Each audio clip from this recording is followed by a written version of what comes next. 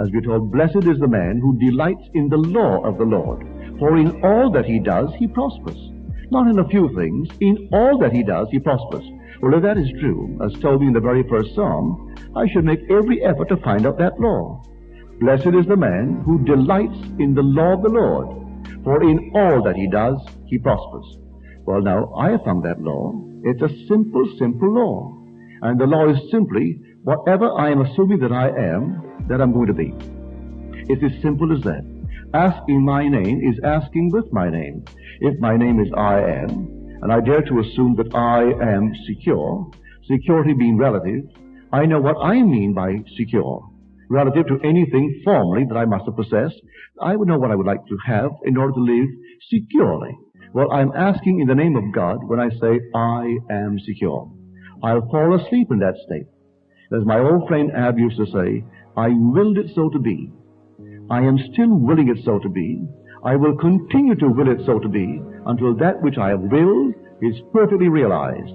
But what he meant by will, not human effort, he meant dare to assume, I am that. As I assume I am that, well then, it goes into the next state, and finally the whole thing unfolds before my world. Today I went over to Oakland, and this lady told me that her niece attends a class at UC in Berkeley, and she went to this professor who was teaching the actual subject, what he called it. The first day he had 40-odd in the class.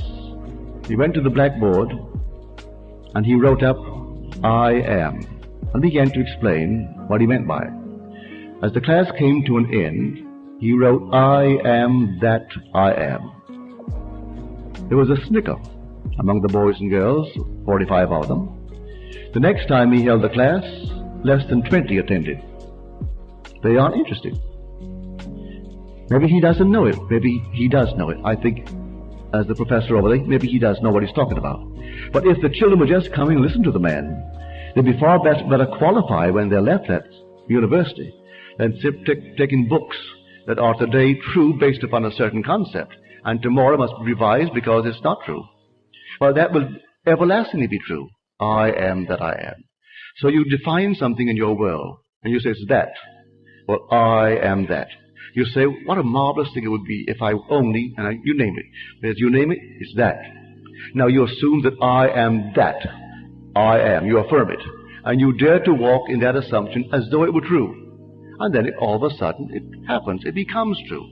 Is that better to know that little law and go and live by it than something that quickly passes away and disproves itself? So blessed is the man who delights in the law of the Lord, for in all that he does, he prospers.